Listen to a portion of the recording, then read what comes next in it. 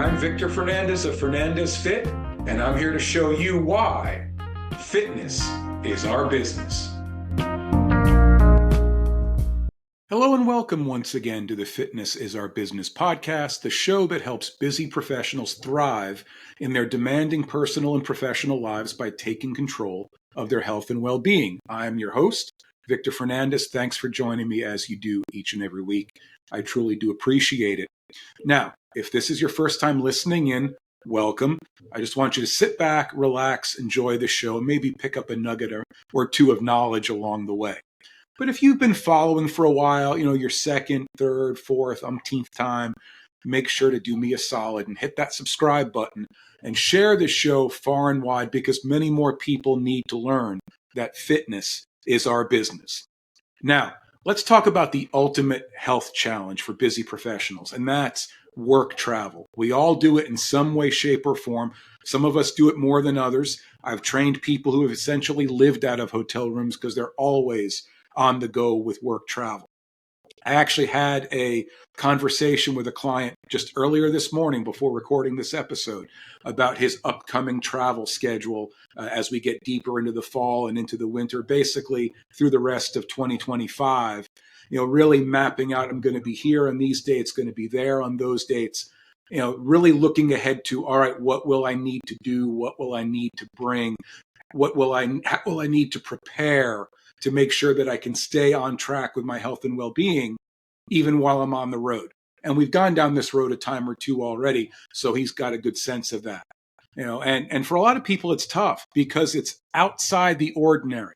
I know I have a schedule that I maintain for the most part. It doesn't change from Monday through Friday, unless I'm doing some form of traveling, whether it's here locally, going to vendor events, whatever it may be, or if I'm traveling out of town for something work related.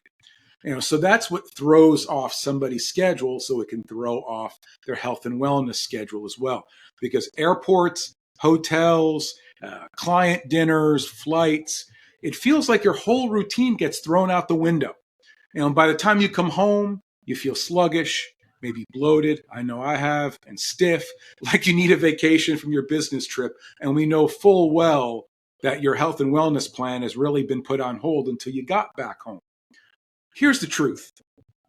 Travel doesn't have to wreck your health. It just takes a little strategy, a few changes, a few tweaks and adjustments here and there to really make things happen and really keep you on track. You don't have to be elsewhere.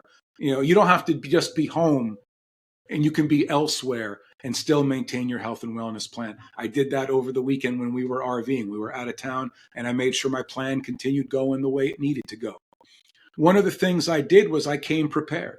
And one way to do that, you can pack resistance bands.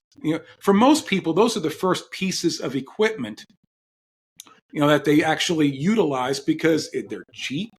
They don't cost much. They're easy. They don't take up a whole lot of space. You can stick them in a bag, stick them in a closet, hang them on the wall. You can do a lot of pretty much anything with that.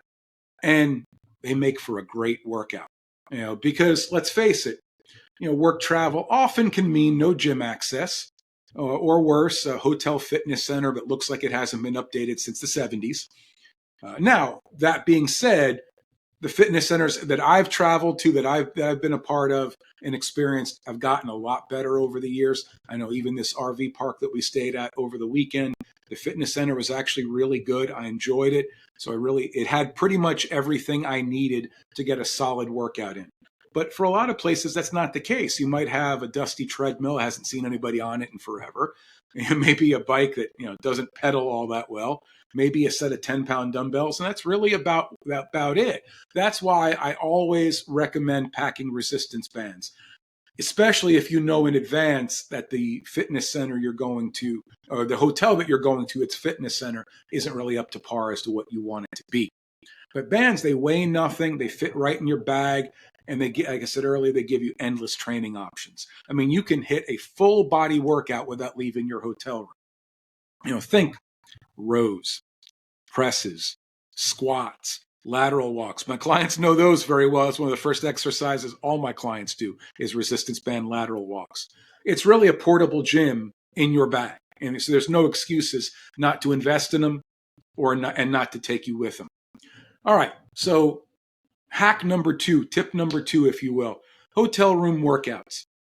You really don't even need bands. I know I just told you needed bands, but you can get away without it, especially if you don't want to pack them. I say you do, but your body weight is plenty. Here's a simple circuit that I would recommend doing. You can do something as simple as 15 squats, 10 push-ups, 20 mountain climbers, a 30-second plank.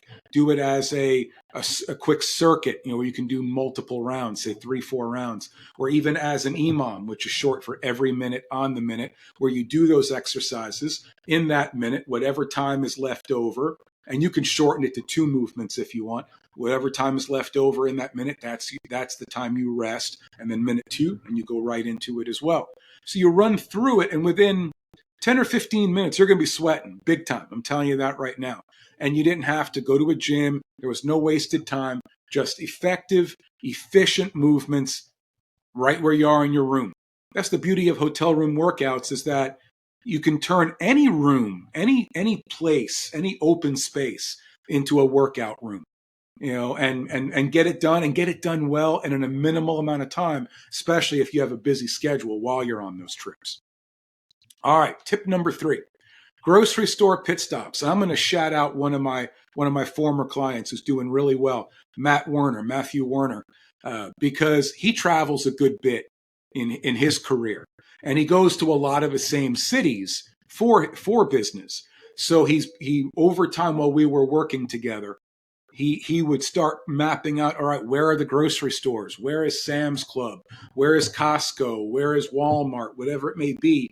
And he's going to find the places that he would ordinarily shop in here at home and go right to them. The second he gets to his hotel room, he checks in, drops off his bags.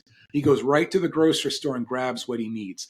And it became an absolute game changer in his workout program and in his overall health and wellness plan. And it's a game changer, but a lot of people overlook, because ordinarily we would default to fast food or going out to restaurants, for every meal. Think about it. Most grocery stores have a lot of the same things you normally buy here at home.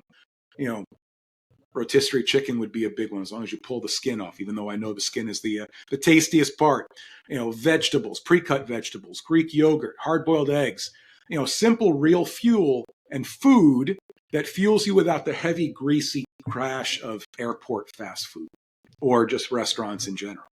I've had that particular client, and others tell me that one shift alone changed how they felt during their trips, because you avoid the bloating, the brain fog, really the mental, emotional guilt of living on burgers and fries. And they realize how much better they feel. So when they get home, they get right back to it. They don't need a day or 2 to recover. They just go right back into their routine. All right, tip number 4, water over wine at dinners. And for you Mediterranean eaters out there, diet eaters out there, I'm sorry to inform you of that. But I know when we go to business meetings, we like to drink a glass of wine or have a beer or whatnot. But that alcohol can add up, and it's a lot of empty calories, where water has no calories. You can drink as much as you want. And look, I'm not saying you can't have a drink, but say alternate a drink with a glass of water. Makes a huge difference. Might even eliminate a hangover. You'll be able to pace yourself. You'll stay sharper during your conversations, and you'll avoid waking up groggy and dehydrated for that early morning meeting, because alcohol will dehydrate you. So if you want to set yourself apart professionally, we all know being the one who shows up, and not just shows up, but shows up fresh and energized, the next day, already puts you ahead of the pack. Already does. All right. 5th and final tip. It's something that really shouldn't be said, but I'm going to say it anyway. Walk everywhere. Instead of renting a car, saves you a ton of money. Instead of getting an Uber, saves you a ton of money. If you're able to, in a reasonable walking distance, you can walk from one place to another, from your hotel to wherever the meeting site is, hotel to the grocery store. Those steps add up. Take the stairs instead of the elevator, just in your hotel alone. Explore the town when you're going out for dinner, if you got your schedule done for the day. Those little positive choices, they may not seem like much, but they add up. They add up in a hurry. You can easily hit 8 to 10,000 steps a day without ever setting, really going that far. Movement is medicine, folks. It makes you feel better. And it's the medicine that if you keep doing it, it's always going to make you feel better. And walking really is the easiest way to do it while you're traveling. So because the goal here is we don't want the work we do and the travel that's included in that work to destroy our health. Look, I did it. I was in sports journalism for 26 years, and I don't blame the industry. I blame myself because the hours are tough. The hours are definitely unpredictable, but I also didn't take the necessary steps to make sure I stayed on my health and wellness plan, even when I was traveling all over creation, covering different sporting events.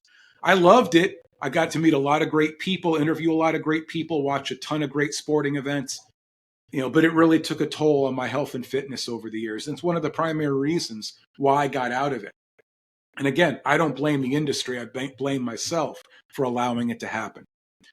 Work travel is, it's tough as it is. But the idea is if we can prepare in advance to take care of ourselves while we're doing it, you'll not only feel better, but you'll also perform better. And isn't that what we want? That's a win-win as far as I'm concerned. All right, that's all I've got for you, folks. Hope you're doing well out there. I appreciate you joining in as you do each and every week. Remember to like the show, leave a great review. I love the 5-star reviews. Subscribe if you haven't already, and please share this show with everyone you can think of, everyone you cross paths in life with, because everyone out there, there's more people out there that need to know that fitness is our business.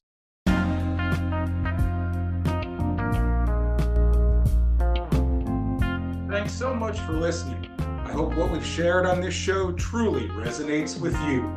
If you want to learn more about the health and fitness services I provide, head to my website, fernandezfit.com. If you're ready to connect with me about health and fitness coaching, send an email to info@fernandezfit.com or a text to 814-504-7774. And of course, you can find me all across social media, Victor Fernandez 123 on Facebook, Fernandez Fit on Facebook, Instagram, and LinkedIn, as well as the Healthy Lives, Healthy Business channel on YouTube. Thanks again for tuning in, and until next time, always remember, fitness is our business.